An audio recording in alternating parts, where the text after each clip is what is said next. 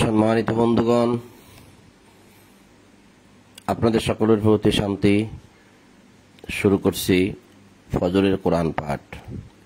সকল প্রশংসা জগৎসমূহের প্রতিপালক আল্লাহর জন্য, সকল পবিত্রতা জগৎসমূহের প্রতিপালক আল্লাহর জন্য।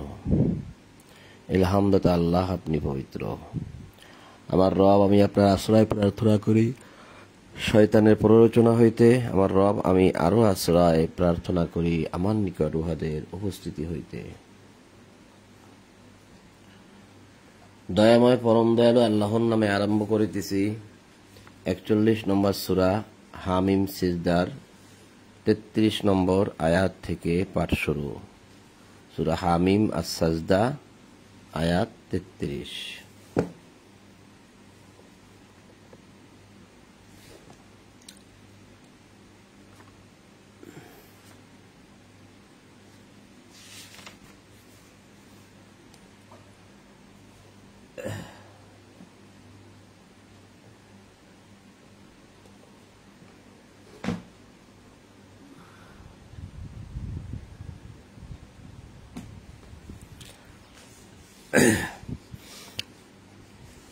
আল্লাহ বলছেন, ওমান আহসানু কওলাম মিম্মান দাআ ইলাল্লাহি ওয়া আমিলা সালিহান ওয়া ক্বালা ইন্নানী মিনাল মুসলিমিন ওয়ালা তাস্তাবিল হাসানাতু ওয়ালা সাইয়্যিআহ ইদফা বিল্লাতী হিয়া আহসান ফাল্লাযী বাইনাকা ওয়া বাইনাহু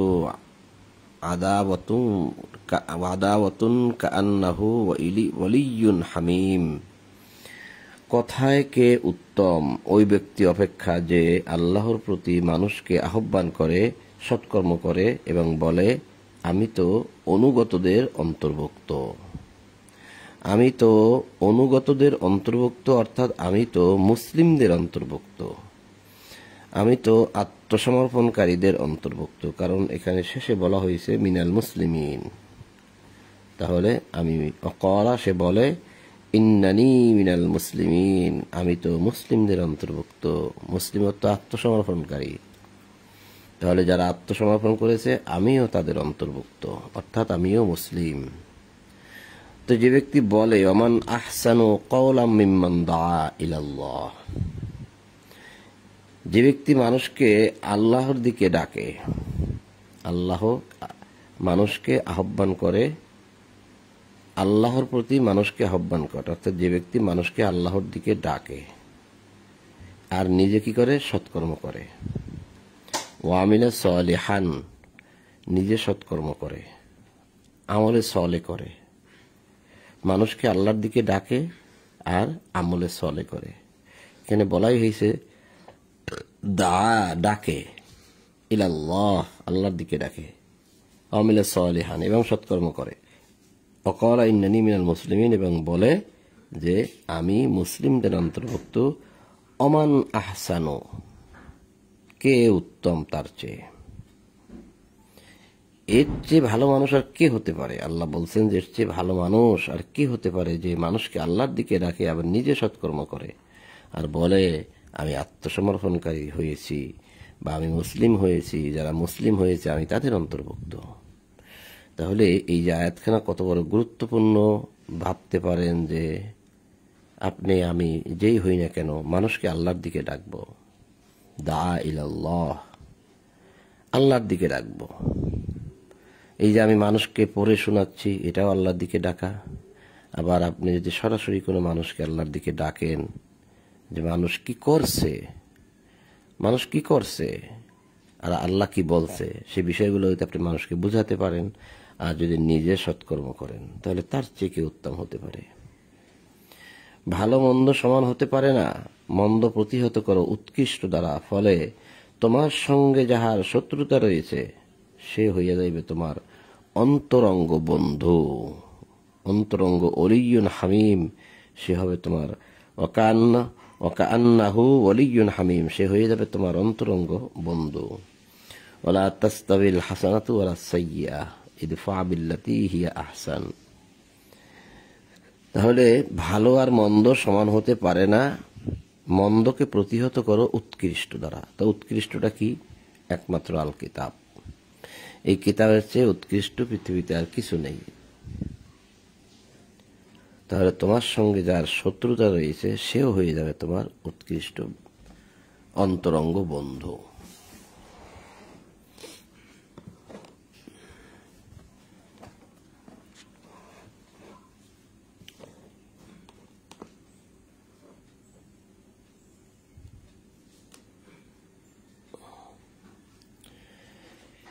এই গুণের অধিকারী করা হয় কেবল তাহাদেরকেই যাহারা ধৈর্যশীল।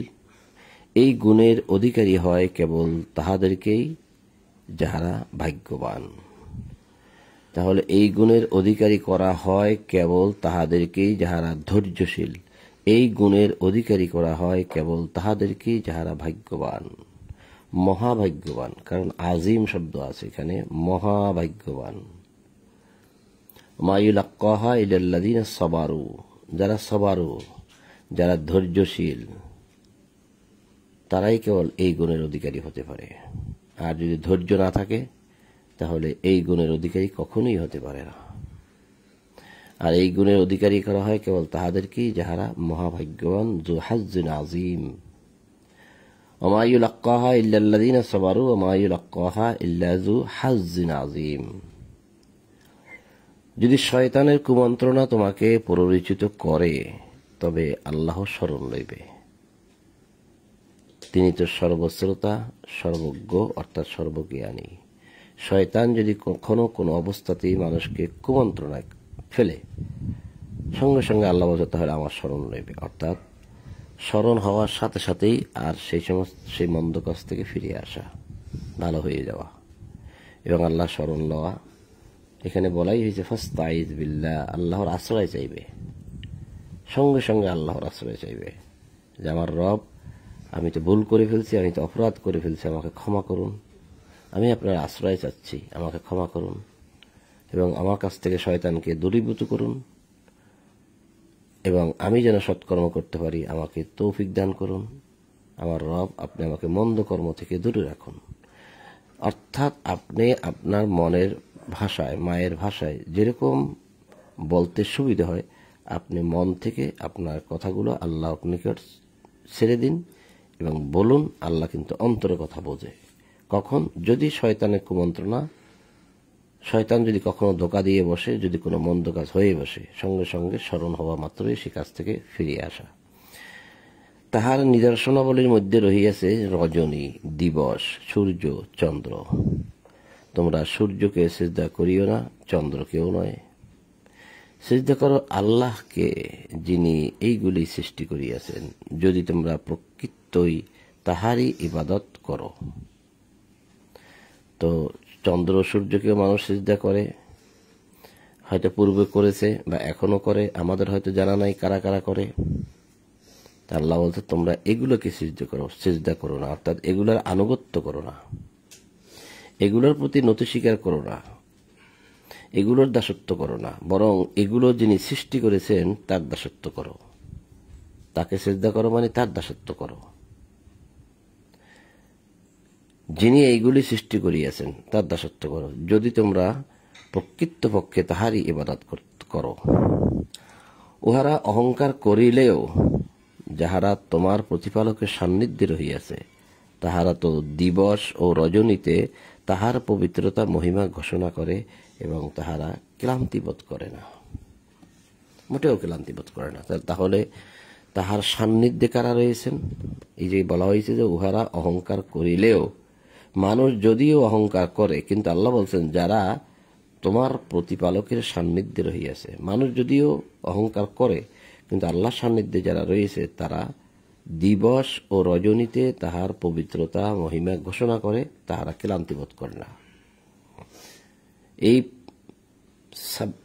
পবিত্রতা ঘোষণা করতে ইউসাব্বিহুনা লাহু, তারা যে সাব্বি করে, পবিত্রতা ঘোষণা করে, বিল্লাইলি ওয়ান নাহারে, দিনে এবং রাত্রে, তারা কখনোই ক্লান্ত বোধ করে না। কারা তারা? এই আয়াত দ্বারা বোঝাই যাচ্ছে তারা হচ্ছে একমাত্র আল্লাহর মালাইকা বা ফেরেশতাগণ। মানুষ অহংকার করে কিন্তু তারা করে না, তারা কখনো ক্লান্তিবোধ করে না তার পবিত্রতা ঘোষণা করতে। কিন্তু আমরা পবিত্রতাও ঘোষণা করতে চাই না। এমন মানুষ আছে আমাদের মধ্যে যারা সারাদিনে মিলে একবারও আল্লাহর পবিত্রতা ঘোষণা করি না। যদি আমরা বলি সুবহানাল্লাহ, এর অর্থ হয় আল্লাহ পবিত্র। যদি বলি সুবহানাল্লাহি রাব্বিল আলামিন, এর অর্থ হয় জগৎ সমূহের প্রতিপালক আল্লাহ পবিত্র। একদম সহজভাবে হয়ে যায়। যদি বলি সুবহানা রব্বিনা, আমাদের রব পবিত্র। সুবহানা রব্বিনা, আমাদের রব পবিত্র। আপনি এটা বাংলায় বললেই হয়, আপনি মনের ভাষায় বললেই হয়। এটা একদম উচ্চারণ করে করে জোরে জোরে বলতে হয়, বিষয়টা কিন্তু তা নয়। এবং তাহার নিদর্শন এই যে তুমি ভূমিকে দেখিতে পাও শুষ্ক ঊষর, অতঃপর যখন আমি উহাতে বাড়ি বর্ষণ করি, অর্থাৎ বৃষ্টি বর্ষণ করি, তখন উহা আন্দোলিত ও স্ফীত হয়। যিনি ভূমিকে জীবিত করেন তিনি তো মৃতের জীবন দানকারী, নিশ্চয়ই তিনি সর্ববিষয়ে শক্তিমান। যাহারা আমার আয়াতসমূহকে বিকৃত করে তাহারা আমার অগোচর নয়, আমার চোখের বাহিরে নয়, আমার দৃষ্টির বাহিরে নয়। যারা আয়াতকে বিকৃত করে, তো আয়াতকে যে বিকৃত করে, আয়াত এটা তো আর বিকৃত করতে পারে না, এর অনুবাদগুলো বিকৃত করে। এই যে কথাগুলো লেখা আছে বাংলায়, এগুলো অনেক মানুষ বিকৃত করে, কিন্তু আরবির বিকৃত কেউ করতে পারবে না। এখানে যে ভাষায় কোরআন নাজিল হয়েছে, যেভাবে নাজিল হয়েছে, ঠিক সেভাবেই আপনার আমার নিকট কোরআন পৌঁছে গিয়েছে। আপনি বলবেন জের জবর দিয়েছে অমুকে, জের জবর তো আগে ছিল না। তাহলে জের জবর যদি নাই থেকে থাকে, তাহলে আল্লাহ কি কোরআন সংরক্ষণ করতে, আল্লাহ কি কোরআন হেফাজত করতে ব্যর্থ হয়েছেন যে মানুষ এর মধ্যে জের জবর ঢুকাই দিল? মোটেই না। ইন্না নাহনু নাযালনা যিকরা ওয়া ইন্না লাহু লাহাফিজুন, নিশ্চয়ই আমরাই এই উপদেশ গ্রন্থ নাজিল করেছি এবং আমরাই ইহার সংরক্ষক, আমরাই ইহার হেফাজতকারী। 15 নম্বর সূরা হিজরের 9 নম্বর আয়াতে আল্লাহ কথাটা বলেছেন। তাহলে আল্লাহ যদি এটার হেফাজতকারী হয়ে থাকে, তাহলে এখানে কেউ জের জবর লুকাইতে পারবে না।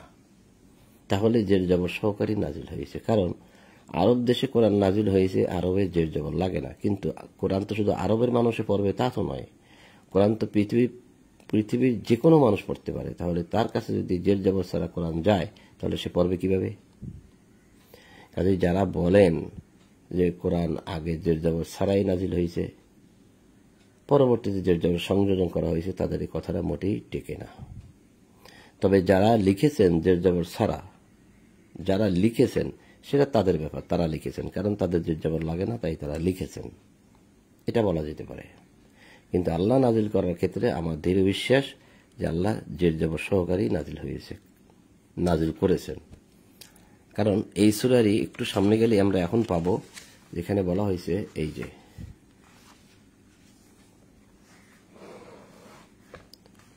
কোন মিথ্যা ইহাতে প্রবেশ করিতে পারে না, অগ্র হইতেও নয়, পশ্চাৎ হইতেও নয়। ইহা প্রজ্ঞাময়, প্রশংসার্হ, আল্লাহর নিকট হইতে অবতীর্ণ। কোন মিথ্যা যদি এর মধ্যে প্রবেশ করতে না পারে, তাহলে জের জবর ঢুকলো কেমনে? আল্লাহ যদি নাজিল নাই করে থাকেন, তাহলে এখানে ঢুকলো কেমনে? আল্লাহ কি মিথ্যা বলেছেন? আল্লাহ তো বলেছেন কোনো মিথ্যা ইয়ার মধ্যে প্রবেশ করবে না। লা ইয়াতিহিল বাতিলু মিন বাইনি ইয়াদাইহি ওয়ালা মিন খালফিহি। কোনো বাতিল, লা ইয়াতিহিল বাতিলু, কোনো বাতিল ইয়ার মধ্যে প্রবেশ করতে পারবে না, সামনে থেকেও না, পিছন থেকেও না। তাহলে জের জবর সহকারে যদি কেউ বলে যে জের জবর ছাড়া নাজিল হয়েছে, এটা আমার কাছে বুঝে আসে না তাদের এই কথাগুলো। যারা বলে বলুক, আমি বলি না। এখানে আল্লাহ বলছেন যে যাহারা আমার আয়াতকে বিকৃত করে। এখন আয়াত বিকৃত করে কিভাবে? আমি আগেই বলেছি যে এই আরবির কিন্তু কোনো রদ বদল নাই, এটার কোনো পরিবর্তন কেউ করতে পারে না। আল্লাহ যেভাবে নাজিল করছে ঠিক পৃথিবীতে যেখানেই যান না কেন ওই কোরআন আপনি এভাবেই পাবেন। বিকৃত করে যার যার অনুবাদ, যার যার ভাষায় যে যে অনুবাদ করেছে সে বিকৃত করতে পারে, অর্থাৎ আল্লাহ যেভাবে বলছেন সেভাবে অনুবাদ না করে সে ভিন্নভাবে অনুবাদ করে।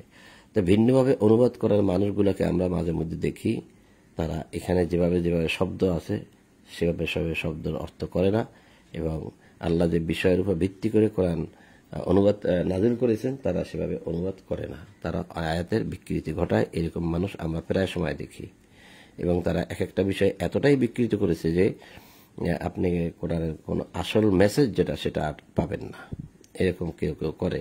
তা আল্লাহ বলছেন তারা কিন্তু আমার অগোচর নয়, তারা আমার দৃষ্টির বাইরে নয় যারা এই কাজগুলো করছে। শ্রেষ্ঠকে যে ব্যক্তি জাহান্নামে নিক্ষিপ্ত হবে সে, না যে কিয়ামতের দিন বিপদে থাকিবে সে। তাহলে যারা এই কাজগুলো করেছে তারা কিয়ামতের দিন বিপদেই থাকবে এবং তারা জাহান্নামে নিক্ষিপ্ত হবে, সে কথাও এখানে বলে দেওয়া হয়েছে। তোমাদের যাহা ইচ্ছা করো, তোমরা যাহা করো তিনি তাহার সম্যক দ্রষ্টা, যাহা ইচ্ছা তাই তোমরা করো। আয়াতের বিকৃতি যত ইচ্ছা তত করতে পারো করো, তোমরা যা কিছু করো না কেন আল্লাহ তা সব কিছু সম্যক দ্রষ্টা, অর্থাৎ তা আমালুনা বাসির, তোমরা যা আমল করো আল্লাহ তা দেখেন, বাসির দেখেন। এখন যারা বিকৃত করে আল্লাহ তাদেরকে দেখেন, তাদেরকে আল্লাহ কিয়ামতের দিন জাহান্নামে নিক্ষেপ করবেন বলেই দিলেন।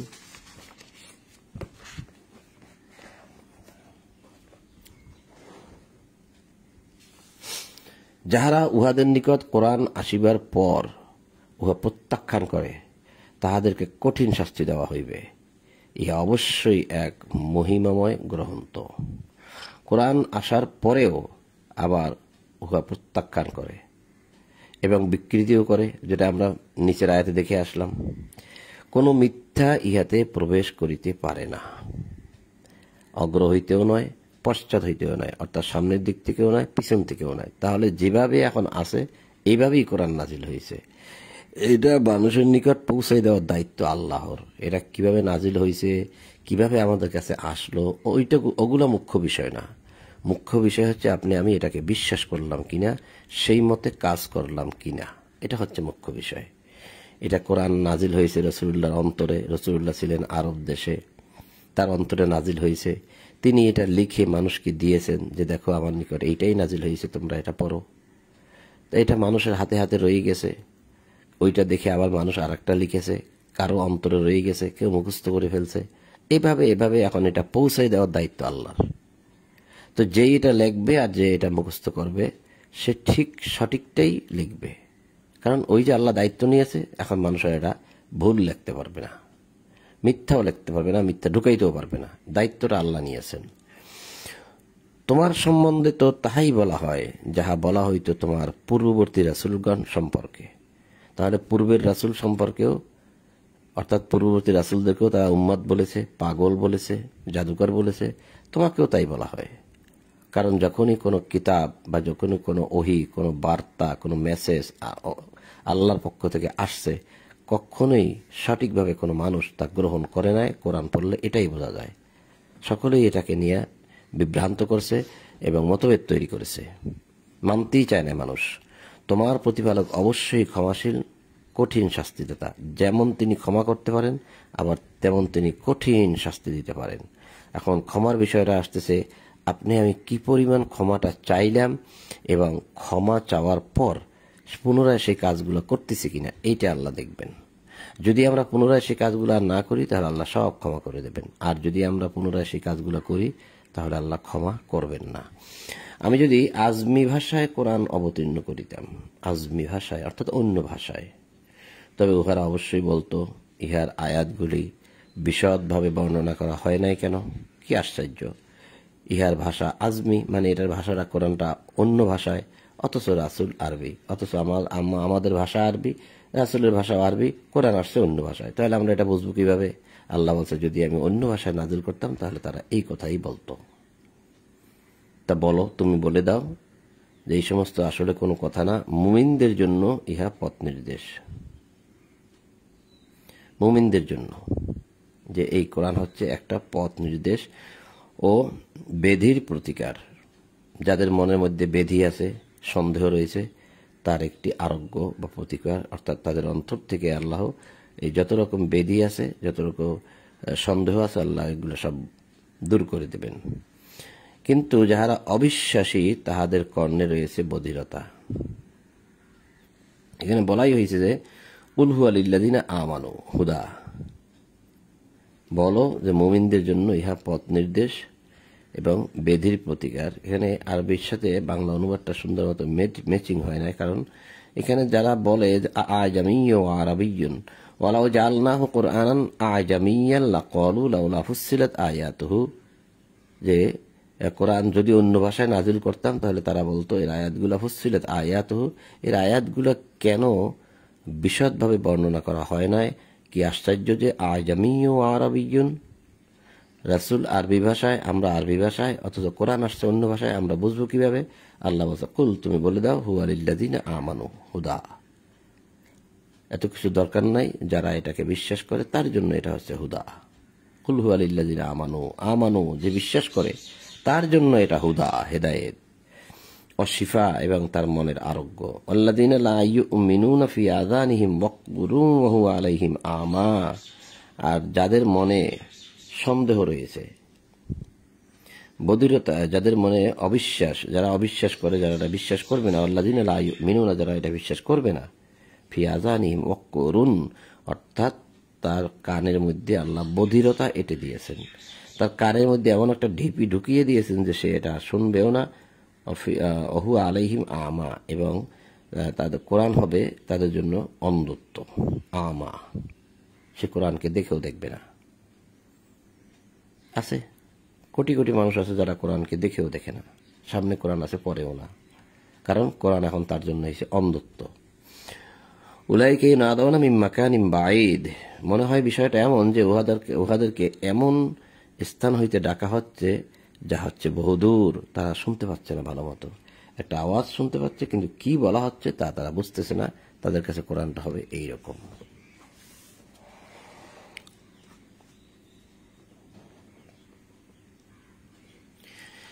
আমি তো মূসাকে কিতাব দিয়েছিলাম, অথবা ইহাতে মতভেদ ঘটিয়াছিল। দেখেন, মূসার কিতাবেও কিন্তু তারা মতভেদ করেছে, তাহলে বর্তমানে তো করতেই পারে। মূসার কিতাবে তারা মতভেদ ঘটিয়াছিল। তোমার প্রতিপালকের পক্ষ হইতে পূর্ব সিদ্ধান্ত না থাকিলে উহাদের মীমাংসা হইয়া যাইত। পূর্ব সিদ্ধান্তটা কি? যে আল্লাহ এখন কিয়ামত ঘটাবেন না। এই সিদ্ধান্ত যেহেতু আল্লাহ করেই রেখেছেন, যদি না করতেন তাহলে পূর্ব সিদ্ধান্ত হয়ে যাইত, মানে কিয়ামত ঘটাইয়া দিতেন। উহারা অবশ্যই ইহার সম্বন্ধে বিভ্রান্তিকর সন্দেহে রহিয়াছে। যে সৎকর্ম করে সে নিজের কল্যাণের জন্যই উহা করে, এবং যে মন্দ কর্ম করে বা করিলে উহার প্রতিফল সে ভোগ করিবে। তোমার প্রতিপালক তাহার বান্দাদের প্রতি জুলুম করেন না। আমা রব্বুকা বিজাল্লামিল লিল আবিদ, তার বান্দাদের প্রতি তিনি জাল্লামিল লিল, জুলুম করেন না। আমা রব্বুকা, তোমার রব। তাহলে যে মান আমিলা সালিহান ফালি নাফসিহি ওমান আসা আফা আলাইহা, যে মান আমিলা আমল করে, সলিহান আমলে সলে করে, যে ফালি নাফসিহি সে তার নিজের জন্যই করে, ওমান সা আফা আলাইহা এবং কেউ যদি মন্দ কাজ করে তাহলে তার প্রতিফল তাকেই ভোগ করতে হবে।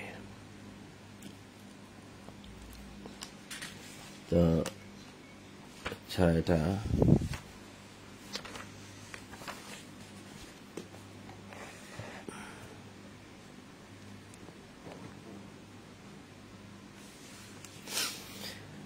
কিয়ামতের জ্ঞান কেবল আল্লাহতেই ন্যস্ত।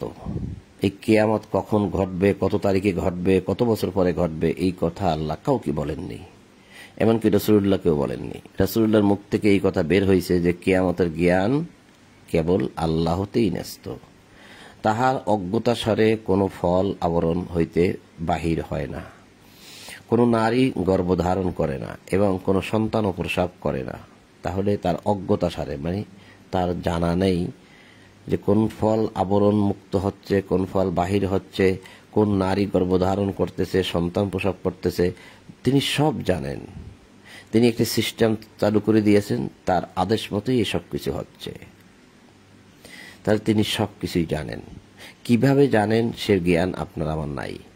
যেদিন আল্লাহ উহাদেরকে ডাকিয়া বলিবেন, আমার শরীকেরা কোথায়, তোমরা আমার সাথে যাদেরকে শরীক করতে তারা কোথায়, তখন উহারা বলিবে, আমরা আপনার নিকটে নিবেদন করি যে এই ব্যাপারে আমরা কিছুই জানি না। কোথায় যে তারা হারিয়ে গেছে আমরা জানি না, কারণ তারা পৃথিবীতে বসে আমাদেরকে অনেক প্রলোভন দিয়েছিল, মিথ্যা বলেছিল, আল্লাহ শরীক করাইতে আমাদেরকে বাধ্য করেছিল, আমরা জানতাম না, আমরা শরীক করেছি। অর্থাৎ তোমার আইন মানতে গিয়ে তাদের আইন মেনেছি, তোমার বিধান মানতে গিয়ে তাদের বিধান মেনেছি। তারা যে বিধান রচনা করে দিয়েছিল সেই বিধান আমরা পড়েছি, সেই বিধান মেনেছি, সেই বিধান মতো তোমার ইবাদত করেছি। কিন্তু আজ তাদেরকে আমরা দেখতে পাচ্ছি না, তারা হারিয়ে গেছে। পূর্বে উহারা যাহাদেরকে আহ্বান করিত, যাদেরকে ডাকত পৃথিবীতে বসে, তাহারা উধাও হইয়া যাইবে এবং অংশীবাদীরা উপলব্ধি করিবে যে উহাদের নিষ্কৃতির কোনো উপায় নাই। অংশীবাদীরা যারা আল্লাহর সঙ্গে অংশীদার সাব্যস্ত করেছিল, শিরিক করেছিল, শরিক করিয়াছিল, যারা করেছে কাজগুলো, অর্থাৎ যারা এই আল্লাহর দেখানো নিয়ম পদ্ধতিতে ইবাদত না করে বরং মানুষ যেভাবে ইবাদতের নিয়ম পদ্ধতি চালু করে দিয়েছে তারা সেটাই করেছিল। সেই অংশীবাদীরা বুঝবে সেদিন যে আজ আমাদের নিষ্কৃতির কোনো উপায় নাই, পালাইবার কোনো পথও নাই। মানুষ ধন সম্পদ প্রার্থনায় কোনো ক্লান্তি বোধ করে না। ধন সম্পদ উপার্জনের ক্ষেত্রেও কোনো ক্লান্তি করে না। ধন সম্পদ পাওয়ার জন্য আল্লাহর নিকট যে প্রার্থনা করা হয় তাতেও মানুষ কোনো ক্লান্তি বোধ করে না। কিন্তু যখন তাহাকে দুঃখ দৈন্য স্পর্শ করে তখন সে নিরাশ ও হতাশা হইয়া পড়ে। দুঃখ কষ্ট যখন মানুষকে স্পর্শ করে, বিভিন্ন দুঃখ কষ্টে পড়ে, জলোচ্ছ্বাসে পড়ে, ভূমিকম্পতে পড়ে, প্রাকৃতিক দুর্যোগে পড়ে, তখন মানুষ হতাশা হয়ে পড়ে। দুঃখ কষ্ট স্পর্শ করিবার পর যদি আমি তাহাকে অনুগ্রহ আস্বাদন করাই তখন সে অবশ্যই বলিয়া থাকে, ইহা আমার প্রাপ্য এবং আমি মনে করি না যে কিয়ামত সংঘটিত হইবে। আর আমি যদি আমার প্রতিপালকের নিকট প্রত্যাবর্তিত হইও তাহার নিকট তো আমার জন্য কল্যাণই থাকিবে। আমি কাফেরদেরকে উহাদের কৃতকর্ম সম্বন্ধে অবশ্যই অবহিত করিব এবং উহাদেরকে আস্বাদন করাইব কঠোর শাস্তি। তো মানুষ দুঃখ কষ্ট বিপদ আপদ যখন মানুষের সরে যায় তখন সে এটা যে আল্লাহ সরাইয়া দিল, আল্লাহ অনুগ্রহ করলো, এইরকম চিন্তা ভাবনা সে করে না। সে মনে করে আমার জ্ঞানের বলে, আমার কর্মের কারণে আমি অনেক চেষ্টা করেছি, যার কারণে আমার এই দুঃখ কষ্ট উঠে গেছে, চলে গেছে। আর কিয়ামত সম্বন্ধে তাদের মানুষের মনে একটা সন্দেহ থেকেই আছে যে কিয়ামত আদৌ হবে কি হবে না, আমরা আবার জীবিত হব কি হব না, আবার পুনরায় উঠব কি উঠব না। আর যদি আমরা পুনরায় উঠিও, প্রত্যাবর্তিত হইও, তাহলে তাহার নিকট আমার জন্য কল্যাণই থাকবে, এরকম আশা মানুষ করে, অন্তরের মধ্যে একটা আশা পোষণ করে। তবে যারা বিষয়গুলোকে অবিশ্বাস করে উহাদের কৃতকর্ম সম্বন্ধে অবশ্যই অবহিত করিব। কৃতকর্ম মানে তারা যে বিমা আমিলু, যে আমল তারা করেছে সে আমল সম্পর্কে তাদেরকে সেদিন জানিয়ে দেওয়া হবে এবং তাদেরকে কঠোর শাস্তি দেওয়া হবে। বিষয়টা এমন নয় যে আল্লাহ তাদেরকে ক্ষমা করবেন। যখন আমি মানুষের প্রতি অনুগ্রহ করি তখন সে মুখ ফিরাইয়া নেয় ও দূরে সরিয়া যায় এবং তাহাকে অনিষ্ট স্পর্শ করিলে সে তখন দীর্ঘ প্রার্থনায় রত হয়। কি আশ্চর্য কথা! আল্লাহ বললেন, যখনই আল্লাহ মানুষের প্রতি অনুগ্রহ করে, দয়া করে, মানুষকে টাকা পয়সা ধন দৌলত দিয়ে সমৃদ্ধিশালী করেন, তখন মানুষ আল্লাহর আইন হইতে, বিধান হইতে, হুকুম হাকাম হইতে মুখ ফিরিয়ে নেয়। সে তার ইচ্ছা মতো চলে। এত সম্পদ মানুষকে আল্লাহ দেন যে ওই সম্পদের তাড়নায়, ওই সম্পদ নাড়াচড়া করতে গিয়ে, রক্ষা করতে গিয়ে, উপার্জন করতে গিয়ে মানুষ আল্লাহকে একদম সম্পূর্ণ ভুলে যায় এবং দূরে সরে যায়। এবং তাহাকে যখন অনিষ্ট স্পর্শ করে, যখন তাকে আবার বিপদ আসে, বিপদ স্পর্শ করে, তখন সে আল্লাহর নিকট কিভাবে প্রার্থনা করতে থাকে, দোয়া করতে থাকে, আল্লাহ আমাকে ক্ষমা করো, আল্লাহ আমাদেরকে বাঁচাও, আমাদেরকে বাঁচাও, আমাদের সবাইকে রক্ষা করো, আমাদের সবাইকে রক্ষা করো, আমাদেরকে রক্ষা করো। কিন্তু এর আগে যে তাদেরকে আল্লাহ দয়া করেছিলেন তখন কিন্তু আল্লাহকে ডাকে নাই, তখন শুধু আনন্দ উল্লাস করেছে, আনন্দ আর উল্লাস।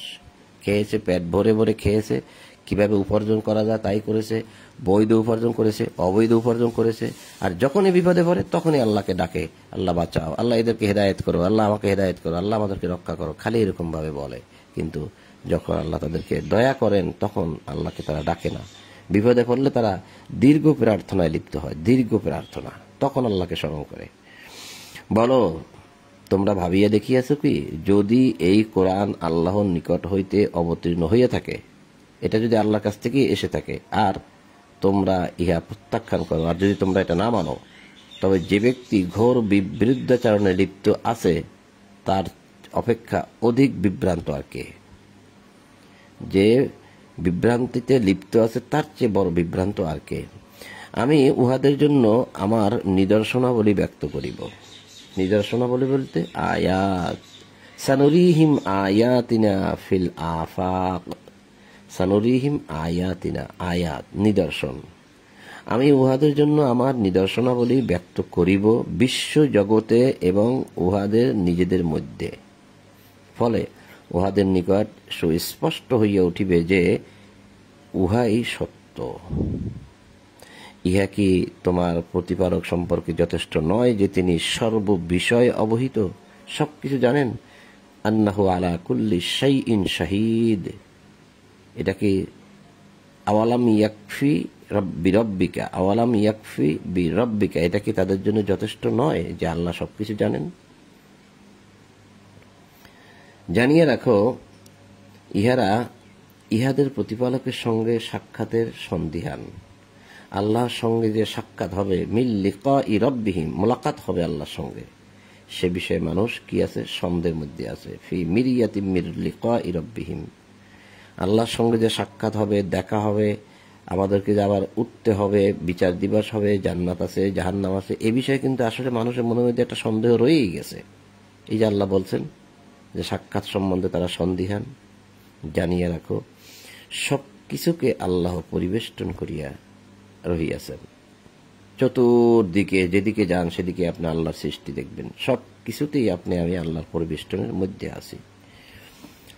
সম্ভবত 41 নম্বর সূরা হামিম সিজদা আমরা শেষ করেছি, 54 আয়াত পর্যন্ত সূরা হামিম সিজদা। হ্যাঁ, পরবর্তীতে 42 নম্বর সূরা পড়া হবে ইনশাআল্লাহ।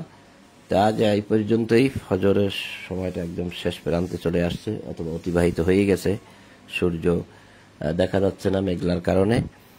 তো যতটুকুই হোক আমরা পড়েছি, আল্লাহ বলছে কোরআন আল ফজর, ফজরে কোরআন পড়ো, আল্লাহর বিধানটা চালু রেখেছি, প্রতিষ্ঠিত রেখেছি। এখন এটা কতটুকু সত্য হচ্ছে, কতটুকু আল্লাহ কবুল করবেন, আমরা কিছুই জানি না। শুধুমাত্র আমাদেরকে আল্লাহ কাজ করতে বলেছেন, আমরা কাজ করেছি। এই যে পড়েছি এটাও একটা কাজ।